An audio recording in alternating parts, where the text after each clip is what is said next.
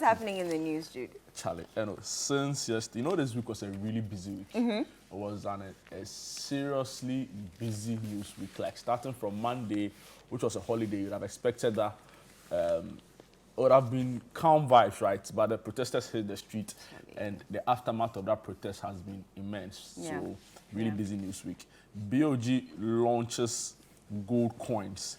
They provide new investment options, and this is coming from the governor of the Bank of Ghana, who in the photograph was seen displaying a gold coin, Dr. Ernest Adansi. So that's the big front page story on Daily Graphic. Also on the front page, cleaning voters register, discrepancies identified in provisional register corrected, EC assures public. Back page to some sport headlines. Promoted sides look to defy the odds in fierce contest. And I have the Mirror and the Spectator. Front page of the Mirror, sights, sounds of Dumba Festival. Police commissioner takes to gospel music after retirement. Tight bras, money, phones in bras do not cause breast cancer. That's according to the scientists. And on the back page, Lamine Yamal. That's the Barca football wonder kid. Yeah, incredible. That's on the back page. Front page of The Spectator, your weekend companion. Veronique Heights grabs Best Service Apartment of the Year 2024 award. Rise in consumption of processed food worrying. Embrace local food to avoid diabetes and other diseases. Other stories you'll find on the front page. Portia Kwame crowned Miss Tourism Ghana 2024. On the back page, some sanity in DOL, that's the National Division 1 League. GPL Match Day 4 fixtures are here.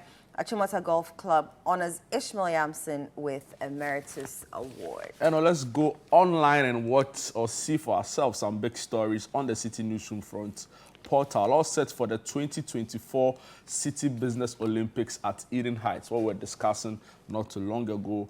Also in the news, Ghana gold coin not solution to city depreciation. That's coming in from economist Professor Godfred Bob Pin.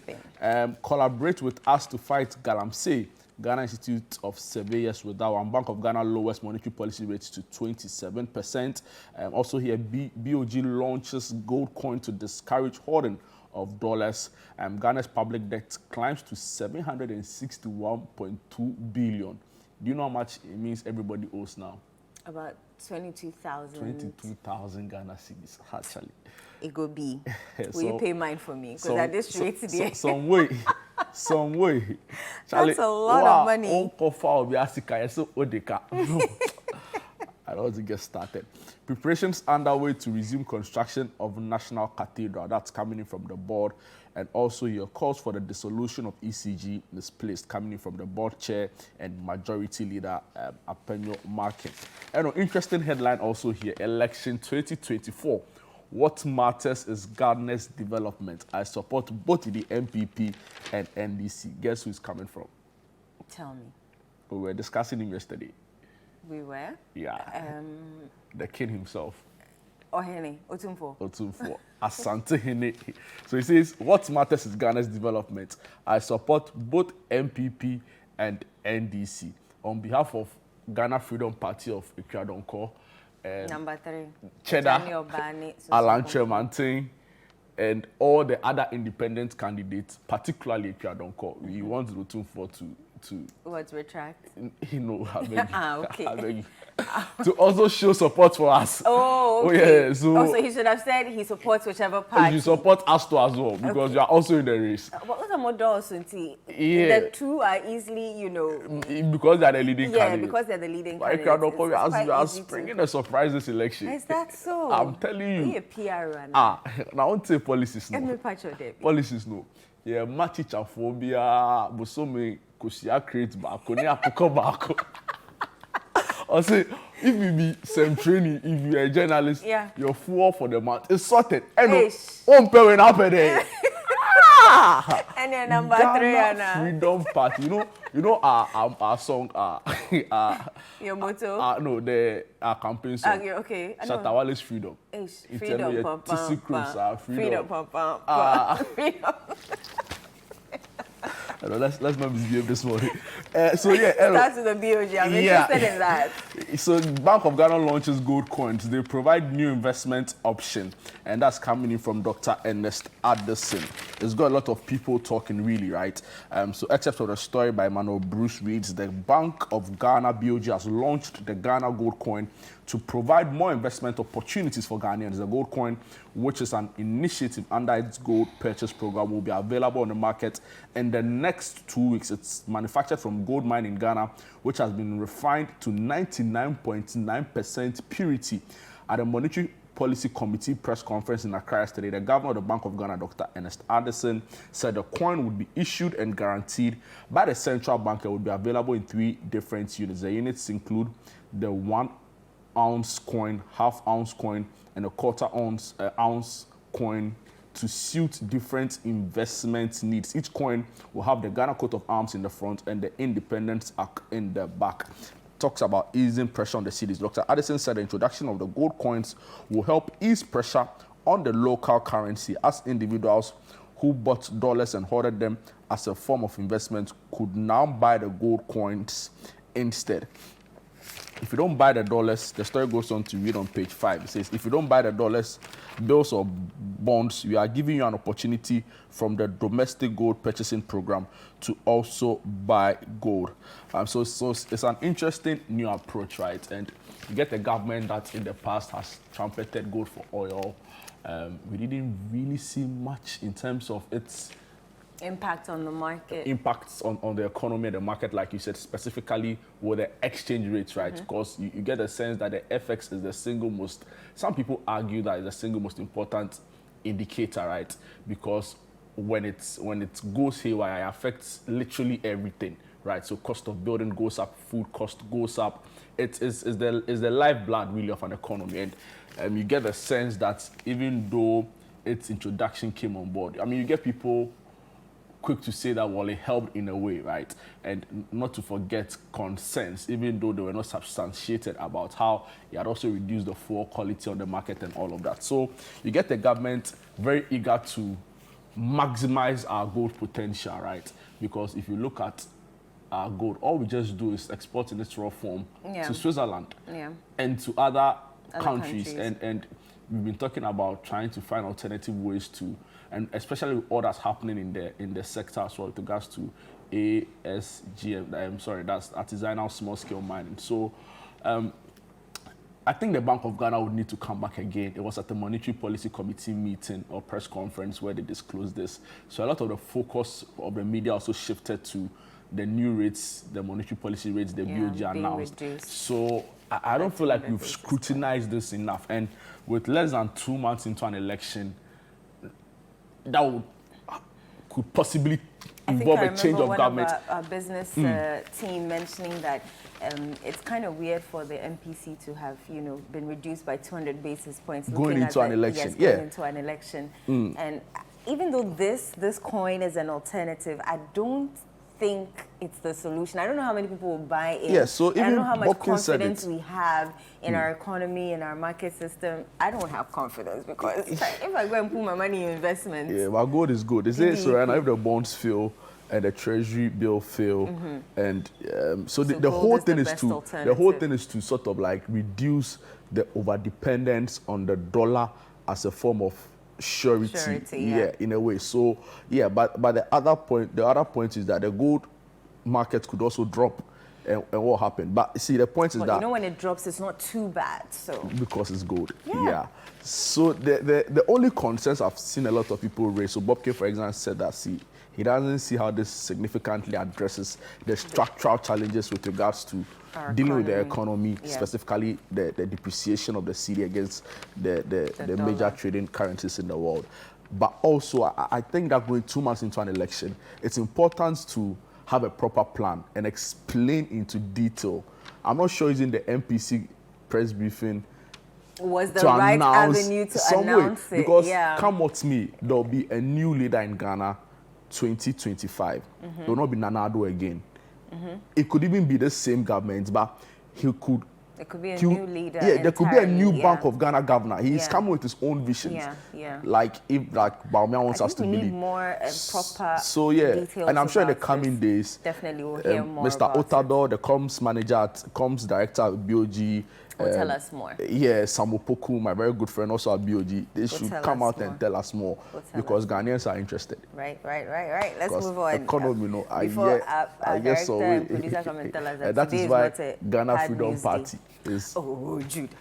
So and what do you have against? What do you have I don't against have it, anything against it, please. So why are you doing that? No, I'm just saying that let's move away from hard news and do soft news. Usually you hear a producer, it's not hard news day. All right, so tight bras, money, phones in bras do not cause breast cancer. And 1st October, or the month of October, generally is Breast Cancer Awareness Month. So according to the scientists, and let me read a bit of this, it says 3 medical scientists have confirmed that wearing tight underwired brasiers and keeping money or phones in brasiers do not contribute to the development of breast cancer. They said breast cancer was not infectious and added that extensive research had found no scientific evidence supporting any of those claims. The experts, medical physicists Dr. Theophilus Saki, cancer epidemiologist Dr. Adolf Kufiewa, and medical imaging expert Dr. Shiraz Isahaku said this in an interview with the Mirror in Accra last Tuesday ahead of the celebration of Pink Month in October. The scientists who work with the Radiological and Medical Sciences Research Institute debunked 5 myths while discussing the true causes of breast cancer, its symptoms, and treatment options. Myth 1, breast cancer is contagious. Myth 2, mastectomy prevents breast cancer reoccurrence. Myth 3, deodorants and antiperspirants cause breast cancer. Myth 4, only women can get breast cancer. Myth 5, all lumps in the breast are cancerous. Have you ever gotten checked? For breast cancer? No, not for breast cancer, just checked in general. Oh yeah, I mean, like, I have my routine health checkups every now and then. But does it include, you know, getting your chest, your breast checked? Last time our company was very gracious to provide us such services. So yeah, I got my. So that was the last time you did it. I mean, our HR shout outs to Miss Jen. Miss Jen, amazing. So yeah, I got it checked. It's important. See, I went to, I told you about this, I recently went to the launch of the Childhood Cancer Awareness Month. And see, we need to get a message out. See, you know this better than I do. Right? Cancer is real. And I always advocate that, especially for breast cancer like this, you don't necessarily have to go to a doctor to see it. So they always say that after your cycle ends, and I'm sure every woman knows what I'm talking about, and the men should learn to, after your cycle ends, you're learning it. After your cycle ends, all you have to do is just lift your hand and then, you know, touch, and feel. You should do the demonstration for us. Yes. So, we'll bring a doctor on board and but you can do it for we'll do it. Oh, I can. But I mean, if it's coming from a medical practitioner, yes, it holds more. But I like the way they sort of give a breakdown list by list of the misconceptions and the myths, right? Because you get a lot of people. Another big issue with dealing with cancers is the stigma, right, and the misconceptions. So I like the way they sort of the story gave it point by point misconception. So contagious, it's not. If you have a mastectomy is when you remove the whole breast. You won't get it again. That's a myth. Deodorants and antiperspirants. I've seen that. I don't even understand how that myth came about. That if you use deodorant, you are likely to get breast cancer. If you put money inside your bra, or if you put something, you're likely to get breast cancer. People come up with the weirdest stuff. Come on. Anyway, come on. Opeja Kotre Bonsra Efuye the second. And this is on the People and Places page outline on the daily graphic newspaper. Opeja Kotre Bonsra Efuye the second. And it talks about a decade of excellence during his reign as the Omanhene of Adansi traditional area. An interesting name, Opeja Kotre. What he sets up a fire and leans against it. Is that what it means? Opeja Kotre. Maybe you're not pronouncing it well. You should help us do this. But I think it is. Yeah, Kotre. Kotre. Opeja. Opeja Kotre. Yes. Bonsra Efriye the second. Into us when he lights the fire, yeah. then he leans against it. Yeah. As the Omahine yeah. of Adansi traditional area. He's a big man. So yeah, the Omahine of Adansi traditional area of Peja Kotre Bonsra Efriye the second, known privately as Kweku Bonsra, has held the esteemed position of the Adansi Hene since February 24, 2014. For 10 years, he has upheld the rich legacy of the Adansi Kingdom as its 16th occupant. The Adansi Kingdom's rich history dates back to the 1600s with a unique transition from patrilineal to matrilineal inheritance. Initially, the kingdom followed a patrilineal inheritance system where sons succeeded their fathers to the throne. However, this changed during the reign of Akora Ofori Apau, also known as Akora Kukurupa, due to his stout stature in old age. Wow. So it goes on to talk about his legacy of excellence, fostering development in the Adansi area, and all of that. You know the MP for Adansi Asokwa, right? Mm-hmm. Katie Amon. Very own. I know, right? So I don't know if I'm the only one who has this issue, but anytime Katie's speaking, I barely hear what he's saying. Because he doesn't end the sentence. And then he's jumping on to the next one. Go to the next one. Oh my and just finish whoever is in front of me.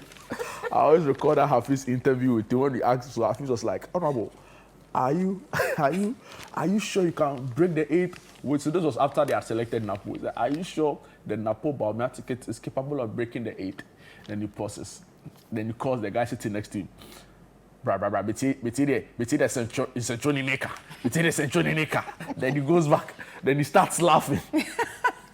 I'm like, what? Just go ahead and answer the question. What's all these gimmicks before you finally answer the question? Katie, an interesting guy. So yeah, that's it. Celebrating the legacy of the Adansi, Omahin of the Adansi traditional area, commending him for his leadership, peaceful resolution of conflicts, transparent governance, and community development initiatives. Right. There's a story here. Do organic foods really offer better health benefits? In the Mirror, a bit of the story reads, in a recent review published in the European Journal of Clinical Nutrition, researchers compare the health impacts of consuming organic foods to conventional alternatives. Although organic food consumption is associated with reduced cardiometabolic risks and lower pesticide exposure, the long-term effects on cancer risk and overall health superiority remain unclear, thus highlighting the need for further research. And so they're advocating for us to eat abum. Right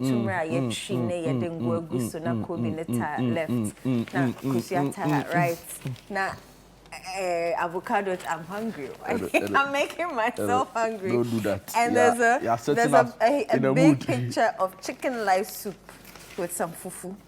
The cheating you had to make it. Health benefits of chicken promotes weight loss, healthy brain, it's nutritious, heart health, skin and joint health. Yeah. Do you have any stories? This is quite hard in terms of its nature of the story. A little politics, a little election, because it was the biggest story from yesterday, actually. Cleaning the voters register, discrepancies identified in the provisional register has been corrected, and this is from the EC. You know, the NDC has been on the neck of the EC, forensic audit. On Thursday, Alan and his Movement for Change team also joined the call saying, see, we need to clean up the register. So very brief excerpt of the story. And it reads, the Electoral Commission has stated that it has corrected the discrepancies identified in the provisional voters register it generated immediately after the registration of voters. The Commission said that while it was not feasible to display the PVR, which is the provisional voters register, at all the polling stations or exhibition centers nationwide again, it gave an assurance that it will do so via electronic media to allow for an inspection, revision, and correction of the register where necessary at no cost to the registered voter. In essence, the exhibition exercise provides the legal basis to clean the PVR. The Commission said in a letter signed by its chairperson, Jean Mentor, the letter, which was in response to the National Democratic Congress's request to the EC to allow for a conduct of a forensic audit by an independent body, was copied to a number of stakeholders, including the Speaker of Parliament, the majority and minority leaders of Parliament, civil society organizations in governance, the Christian Council of Ghana, and the diplomatic community and foreign missions in Ghana. The rest are the Ghana Pentecostal and Charismatic Council, the National Peace Council, the Office of the National Chief Imam, and the Ahmadiyya Muslim Mission. So yeah, that's the assurances from the EC. They said, see, let's exhaust internal mechanisms in cleaning up the register before we resort to. When do they intend? When does that website intend to go live, so that we can all go and check and make sure that our names are there? She mentioned and all the that discrepancies have been resolved. I think from next week going, it should probably be let's out say from there. the 1st of October. Most likely. Online. Most they'll likely. put out an online portal, or it'll be on their website, and then we can go and check. So you know this address by the EC, to a large extent, answers the calls by the NDC to conduct a forensic audit, right? But I know on Thursday, Alan Tremontier and the Movement for Change people also said they had identified some instances of so they were also discrepancies. calling for an audit. Yes, and then they had a list of deliverables they were expecting from the EC. So it'll be interesting to see whether the EC would also spend some time responding to the movement of change people. But yeah, that's the big story from Thursday, still running all through Friday, and we see it in the newspapers this morning. There's a story here that I find interesting, power play in relationships. So Dr. John Boache, he's talking about the power of both a man and the power of a woman. And I'll read a line of each. The power of the woman, they will know. The power of the woman. Charlie, the power of a woman. And he asked, who is more powerful? The power of a woman. So what are you answering my question? The power of a woman. Hey. Who is more powerful? Go back to the Bible and read the story of Samson and Delilah. See, I can give you countless examples. Samson, Delilah, the strongest man. If you could not... No, don't let us go there. Women are powerful, but you realize that most women do not know how powerful they are. Because they like the two. So it is like two powers coming together. Sometimes some way, one will have to give in, and it's usually the other way. That's what happens. So he says, if you think man is the head, appreciate at the same time that a woman is the neck, which can turn the head anywhere and anyhow it wants to. Look at that. Yeah. So it means that she's the control nerve. Yeah. Power. Power to the women. I think the import of it is really that we need to work together as men and women, right? Yeah. And address the challenges that confront us together as a people. We go far but the power of a woman. I know you have no idea. I have no idea. Yeah, so the Spectator's Veronique Heights grabs Best Service Apartment of the Year. And that's a nice set of apartments in the Ashanti region, if I'm not mistaken. There's another story here. Rise in consumption of processed food worrying. Just like in the Mirror, they're asking us to embrace our traditional foods to avoid diabetes and other diseases. You know, back in the day, hardly will you hear that somebody has diabetes or somebody has cancer. And it was all healthy. It wasn't all the chemicals. It was all healthy foods. It's now just fast food, processed food. Because we say our food takes too long to cook. Yeah, I'm like, why are we processing gasuk? Gasoking. Wow, yeah, like, why are we processing? See, back in the day, you get your gari, your sugar, your milk, your fresh groundnut. And you put it inside. Oh, Charlie, then you add some ice on the side. That's right. You stir the thing. That's right. And you go, and I mean, yeah, it's convenient, right? Just pair it. Yeah, see, you're in a fast-paced world. Everything is like, so where there's a break in that the fastness of how it's supposed to move, then people are just sort of gravitating against it. So yeah, you can't really fall. People want everything on a certain fast level. Think about it, how long a process it was. My mom used to tell me about like how much of a really strenuous process it was taking a picture back in secondary school.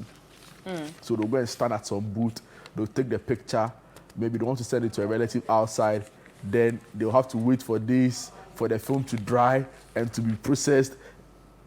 Right now, people give birth they're very big. They give birth. They have pictures. So yeah, you can't really fault them. But I agree with the story. Yeah, the rise of some of these your ailments is. And your yaki and that's all why they have that, to watch Sunday breakfast with Enna Densuya. Yeah, healthy tips, healthy, nutritious tips for you to stop eating sugar. Don't do that. Don't do that. In line with what we're speaking about, too, childhood obesity has become a global tsunami.